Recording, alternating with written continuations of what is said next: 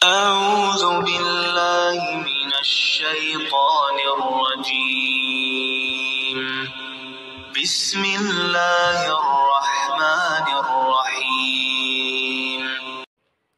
इरशाद भट्टी ने अपनी पॉडकास्ट के अंदर अल्लामा इब्तिसाम इलाही ज़हीर से ये सवाल किया कि सही मुस्लिम के अंदर 62-29 हदीस में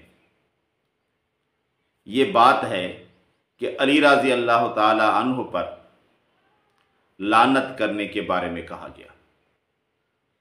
तो आप इस बारे में क्या कहेंगे कि बनु उमैया अली रज़ी अल्लाह ताला अन्हु पर लानत करवाते थे और बनु उमैया से ये लोग मुराद ख़ास तौर पर मुआविया रज़ी अल्लाह ताला अन्हु को लेते हैं। तो इब्तिसाम इलाही ज़हीर ने ये कहा कि ये किसी मजहूल शख्स की बात है जिसका पता ही नहीं, उसके बारे में बात क्या करना। बनु उमैया की ख़ास तौर पर जिसके बारे में ये बात करते हैं मुआविया रज़ी अल्लाह ताला अन्हु के बारे में तो ये बात नहीं है। तो इरशाद भट्टी ने कहा कि क्या मजहूल शख्स की बात ली जा सकती है? उन्होंने कहा ली जा सकती है। तो इस पर एक तो इरशाद भट्टी बेचारे को समझ ना आई, क्योंकि उसके तासुरात से यही समझ आ रही थी कि उसको ये बात समझ नहीं आई।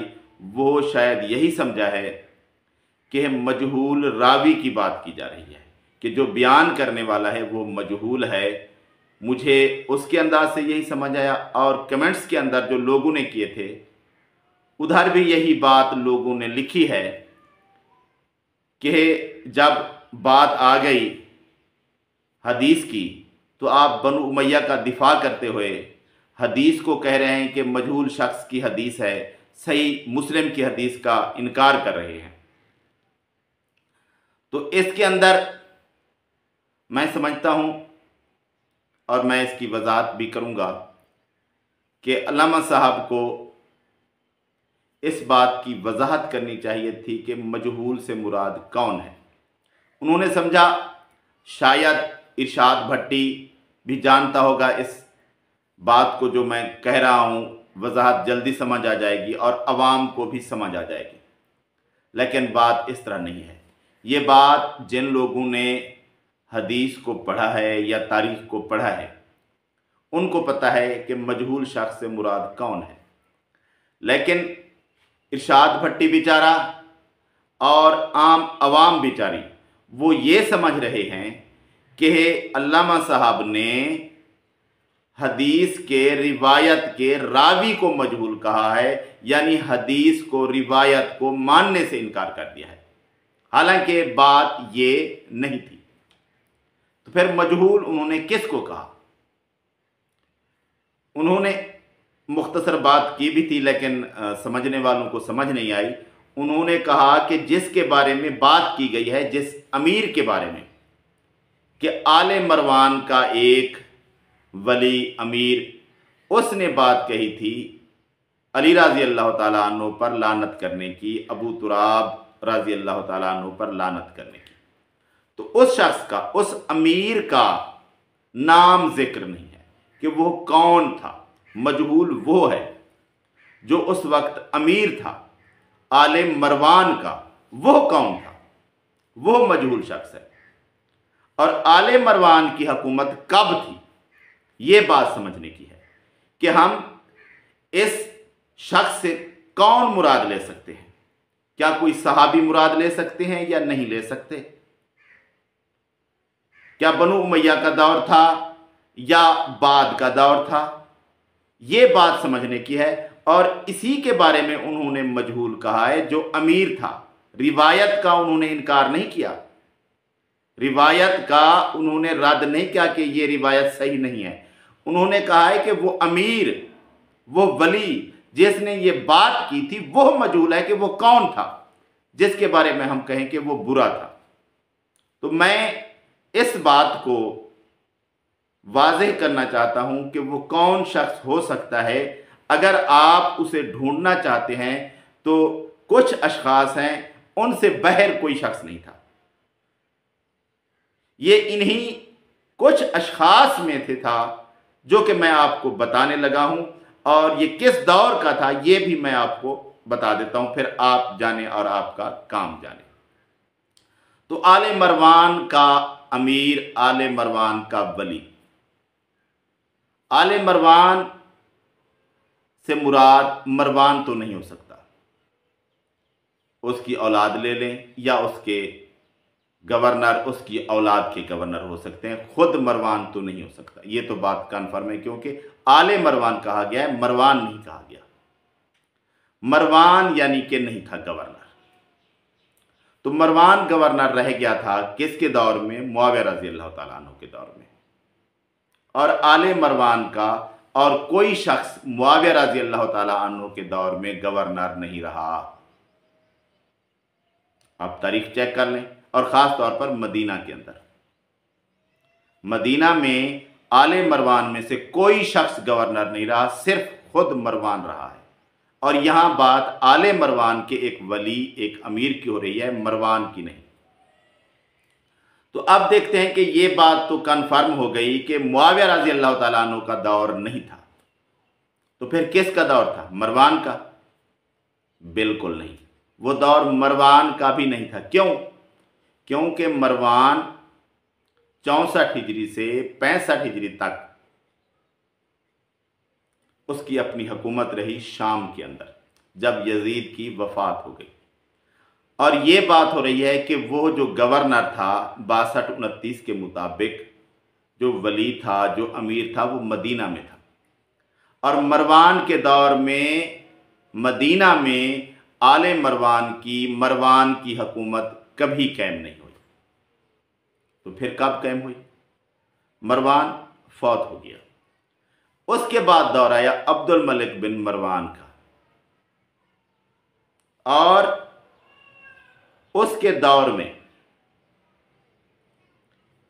और मरवान के दौर में मक्का, मदीना, सारे हिजाज पर हुकूमत थी अब्दुल्ला बिन जुबैर रज़ी अल्लाह तआला अन्हु की। उस दौर में आले मरवान का कोई शख्स गवर्नर, कोई अमीर मदीना और मक्का में नहीं था। और बात हो रही है मदीना की। तो 73 हिजरी तक आले मरवान का नामो निशान नहीं है मदीना के अंदर। बात समझिए, 73 हिजरी तक। अब 73 हिजरी में जब अब्दुल्ला बिन जुबैर रज़ी अल्लाह तआला अन्हु को शहीद किया गया और मक्का पर कब्जा किया गया, मक्का पर कब्जा के बाद मदीना पर कब्जा किया गया, और यह 73-74 हिजरी का दौर है। और इस दौरान मक्का में भी और फिर उसके बाद मदीना में भी 74 हिजरी में हजाज बिन यूसुफ गवर्नर था। 74 हिजरी में हजाज बिन यूसुफ मदीना का गवर्नर था। तो ये दौर है जब आले मरवान मदीना में विलायत पर, गवर्नरी पर, अमारत पर, इस ओहदे पर आए।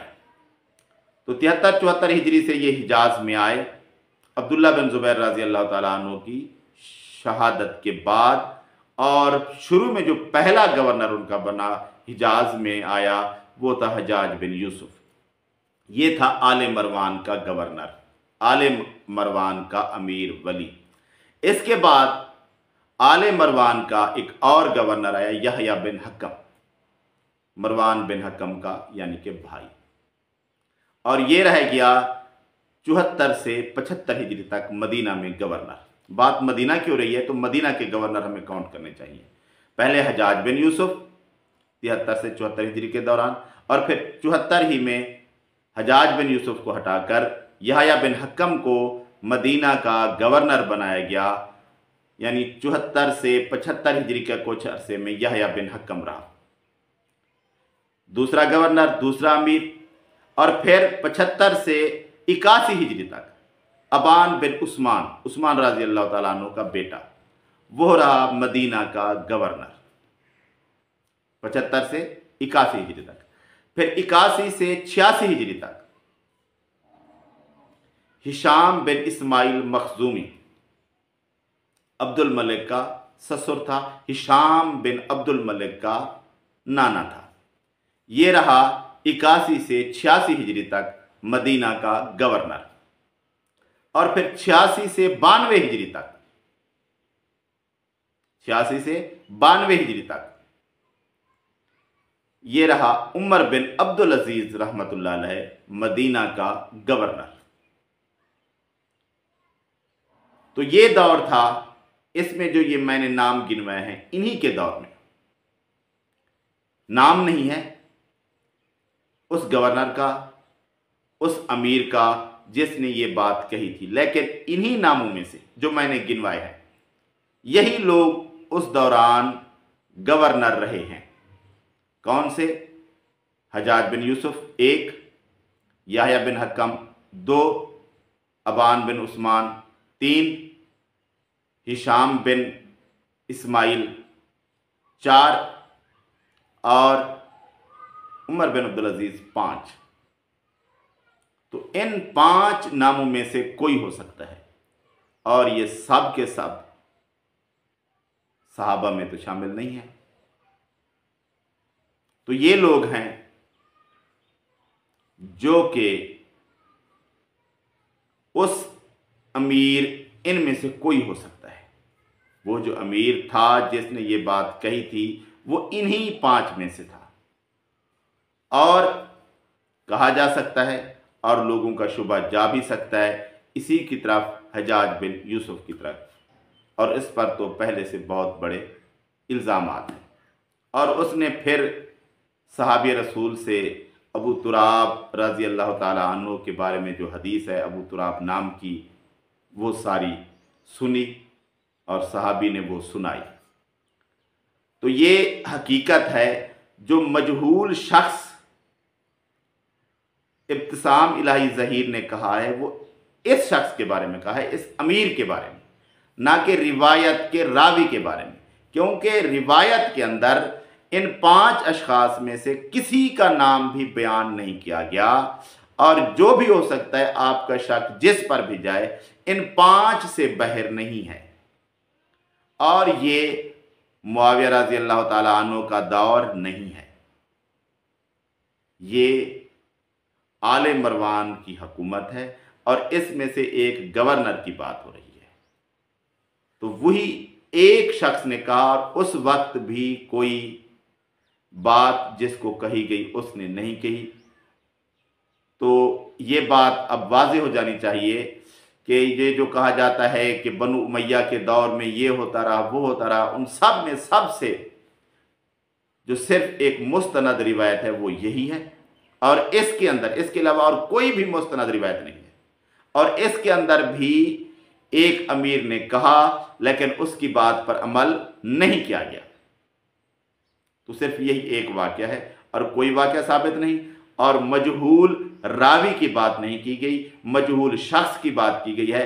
क्योंकि रिवायत के अंदर आप खुद पढ़ सकते हैं, सही मुस्लिम की 6229 रिवायत, उसके अंदर जो अमीर है, जो वली है, जो गवर्नर है, उसका नाम नहीं बताया गया। तो मजहूल शख्स से मुराद जो कहने वाला है वो मजहूल है, और रावी के बारे में, रिवायत के बारे में कोई एतराज़ नहीं है। मेरे ख्याल में ये बात अब वाज़ेह हो गई होगी।